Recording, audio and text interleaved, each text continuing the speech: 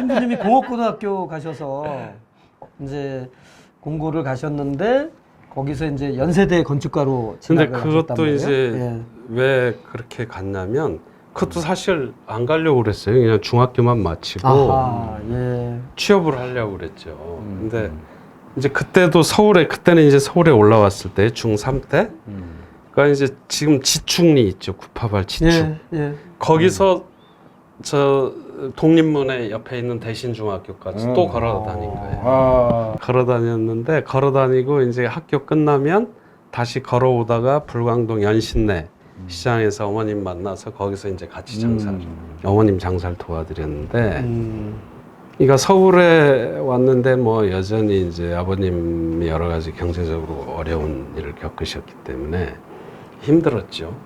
그리고 이제 제가 어떻게 하든 뭐 역할을 해야 되겠다 생각 때문에 고등학교 생각도 안 했어요. 아하. 근데 공부는 뭐 곧잘 했죠. 그러니까 이 재수 없는 이야기인데 제가 그렇게 삶을 살다 보니까 공부가 제일 쉬워. 그렇죠. 아니, 그러니까 정말 공부를 잘해서 쉬운 게 아니라 자기가 통제할 수 있는 거니까. 그렇죠. 부모님이 해주시는 밥 먹고 그냥 학교 와서 책 보고 공부하고 그러고 놀다가 뭐 이렇게 가는데 저는 이제 온갖 걸 다 해야 되잖아요. 그랬는데 선생님이 이제 장학금을 받을 수 있다. 그리고 이 학교를 보니까 명문대학을 인문계 고등학교보다 더 많이 가더라. 그러니까 전국에서 가난하지만 공부 잘하는 애들이 모이는 학교가 있다. 유한재단에서 하는 유한공고. 처음 알았어요, 그거를. 그래가지고 그냥 대충 시험 봤는데 제가 뭐 좀 성적이 높았나 봐요. 그래서 장학금을 받았죠. 예. 고등학교 받고 때. 그때도 이제 뭐 학교 일만 하는 게 공부만 하는 게 아니니까 어머님 장사 도와드려야 되지. 그런데 그때 이제 문득 그런 생각이 들더라고요. 책을 좀 봐야 되겠다. 그래가지고 제가 이 학교에 도서관이 있었어요. 그 유한공고에 공고에 제가 자청을 했죠. 도서반장을 하겠습니다. 가지고 이제 학교 창고에서 자면서 독서실 관리를 하게 된 거예요. 그때도 학교는 여기였고요? 네. 근데 그때 이 방보다 좀 두세 개만한 거였나? 몇천 권이 책이 있었어요. 제가 좀 과장해서 다 읽었다 이렇게 이야기를 하는데 닥치는 대로 읽었다. 닥치는 데 정말 제 인생에서 제일 많은 책을 읽었어요. 그때 거기서 아예 살았으니까 어느 날은 제가 이제 밤새 책을 읽고 싶어서 밤에 불을 이제 경비 아저씨가 오기 전에 탁 끄고 딱 웃자 없는 이렇게 척하고. 누워 있어 없는 척하고 그러면 이제 경비 아저씨가 왔다가 셔터를 딱 내리고 가요. 그러면 이제 그 안에서 내 세상이야 이제. 내 세상이다.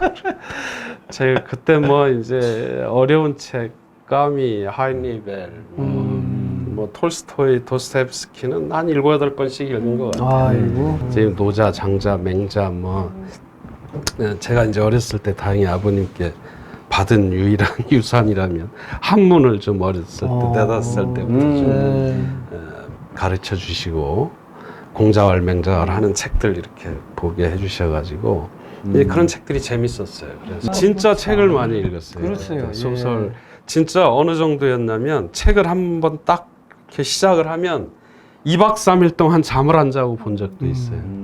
왜냐하면 그때 내가 왜 그랬을까 생각해 보니까 현실이 너무 힘든 거야. 책 속으로 들어가 버리는 그렇지. 거네. 책 속으로 들어가면 그랬군요. 예. 충분히 이해가 갑니다. 그게 그 책 속에서 지내는 동안은 현실은 없으니까. 잊어먹으니까. 이제 그때 또 대학 시험을 봤는데 또 됐어요. 대학 면접이 또 있었어요. 안 갔지. 뭐 내가 대학 갈 형편이 안 되는 거 없으니까. 면접 안 가는데 합격이 되나? 아니 그래서 예. 어디로 도망가려고 예. 이제 청량리 가서 기차를 타고 어디로 사라져 버리자. 그때 이제 어디를 가려고 그랬냐면 춘천. 저희 외삼촌이 계신 데를 가서 며칠 있다가 태백이나 어디 정선으로 들어가 버리자. 그러고 이제 기차를 탔는데 기차가 빵 하는 거예요. 근데 그때 문득 어머님한테는 말씀을 하고 드리는 게 도리겠다. 그래서 막 뛰어내렸어요. 일종의 가출을 하다가 출발하는데 뛰어내렸는데 거기서 청량리에서 내가 연세대까지 걸어갔어. 또. 아. 그러니까 나는 이 걷는 게 팔짱이야. 왜 왜 고민을 하면서. 어떻게 할 것인가? 면접을 근데 안 봤는데. 어머님한테는 합격증이라도 드리는 게 이게 효도겠다. 내가 안 갈 땐 안 가더라도. 하고 막 그 고민을 하면서 걸어가서 연세대학교 딱 갔더니 그때 돌아가신 이제 연세대학교 학장 이경회 학장님이라고 계신데 그분이 공대학장님. 네, 이렇게 가방을 딱 옆구리에 끼시고 막 나가시려고 하는데 저를 딱 보더니 네가 송경룡이지. 예. 이거 그분도 기다리셨던 거예요. 왜 안 오지 이 녀석이? 근데 내가 이름도 안 했는데 설명을 안 드렸는데 딱 아신 거야. 그랬더니 들어와 그러더니 왜 면접을 안 왔어? 막 그러더니 너 임마 1분만 늦었어도 너는 아웃이야. 당신이 지금 대학원 시험 출제위원이라 들어간다는 거야. 그럼 일주일 못 나오신다는 거야. 그러더니 저를 데리고 따라와 무조건. 그러더니 학작과 가서 얘가 송경룡이니까 빨리 이거 서류 내서 도장 찍게 하라고. 그 정신없이 가서 막 찍어치 시키는데.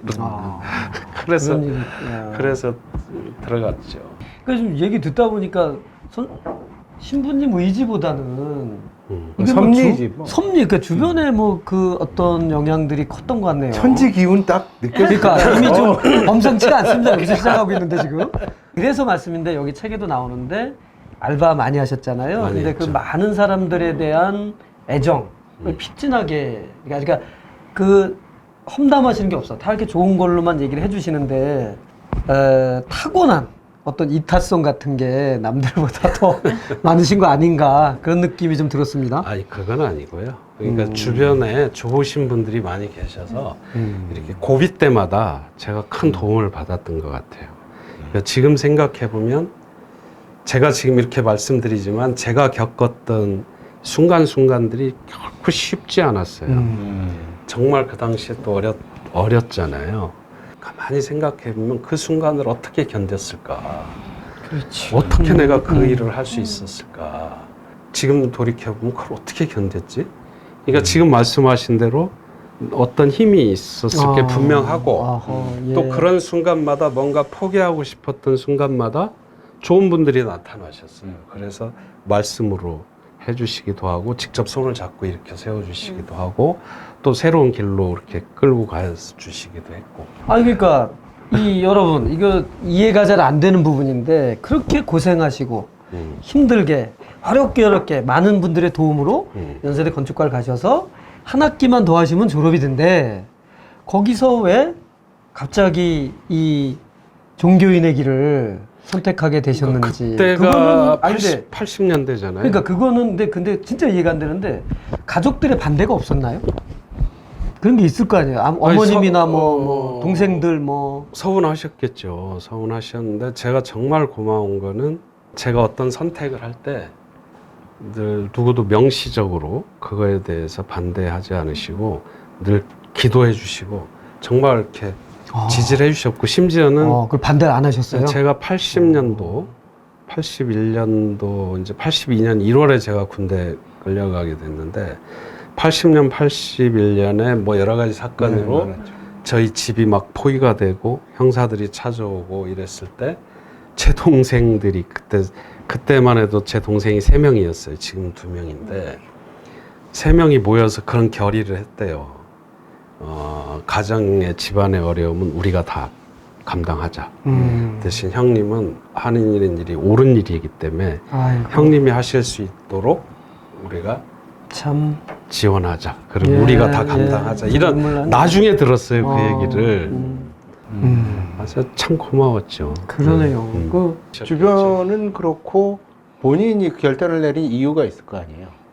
그렇죠. 그때 이건 이제 80년대잖아요. 근데 왜 하필 거기도 이어서 왜 하필 결단 내리실 때 성공입니까? 뭐 가톨릭도 그러니까 있고 두 가지 개신교도 있고. 제가 이제 79년부터 야학을 했잖아요.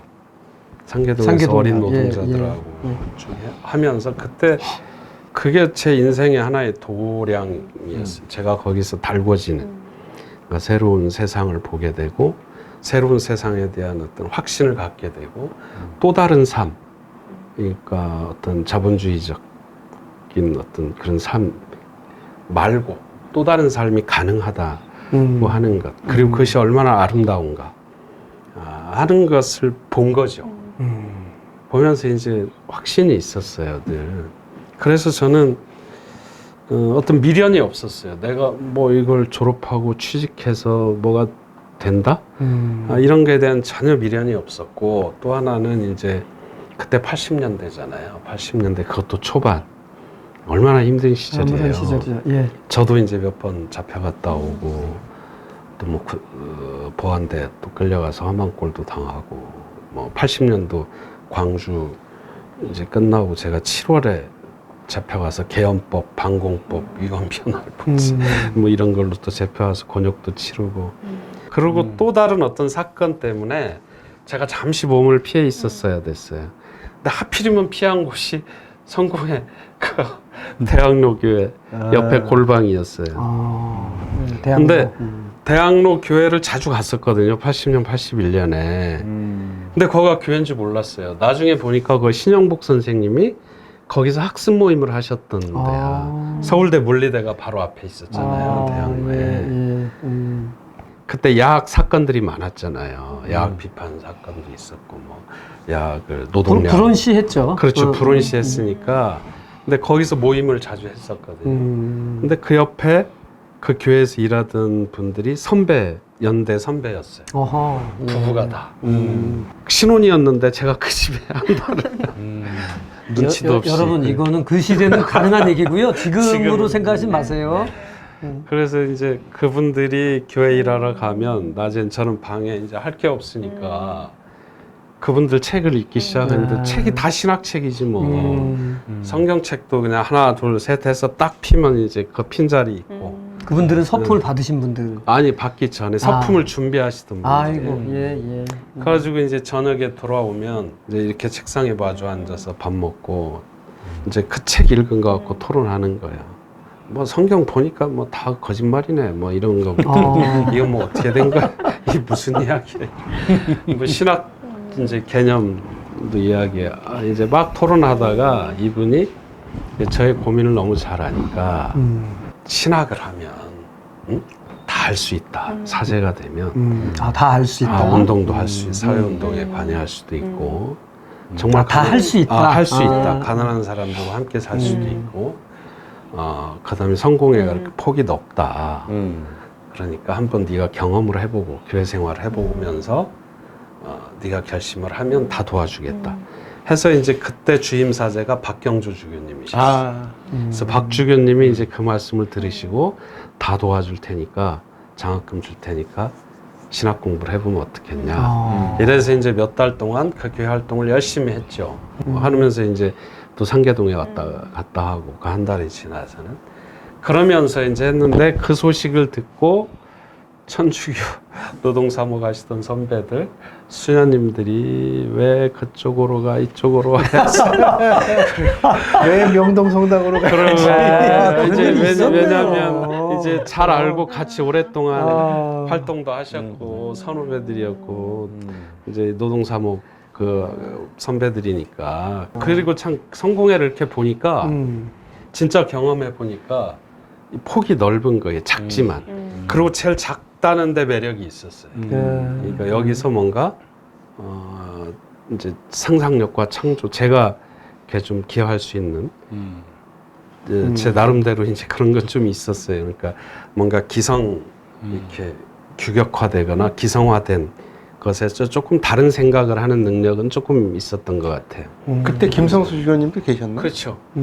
그러니까 이재정 신부님, 신영복 선생님은 오시기 전이고. 그렇죠. 네. 이재정 86년. 신부님은 그러니까 88년에 오시죠. 88년에 그렇죠. 오시는 그 거고. 그 전에 신부님이 86년에 그러니까. 오셨더라고요, 여기를. 그러니까 천신신학교. 그거랑 전혀 상관없을 때 오신 건데, 여기서 역사적으로 확인해 두고 싶은 건 성공회가 두 분 전에도 굉장히 개방적이고 포용력 있는 교단이었다는 거예요. 그렇죠. 그러니까 그분들이 그럴 수 있었던 그랬어요. 거. 그렇죠. 예. 반대가 아니라는 거지. 맞아요. 그분들 때문에 포용력이 생긴 건 아닌 거예요. 그러네. 그러면 그 전에 이제 제가 매력을 가졌던 건 실제로 해보니까 어떤 걸 이렇게 딱 규정적으로 판단하지 않아요.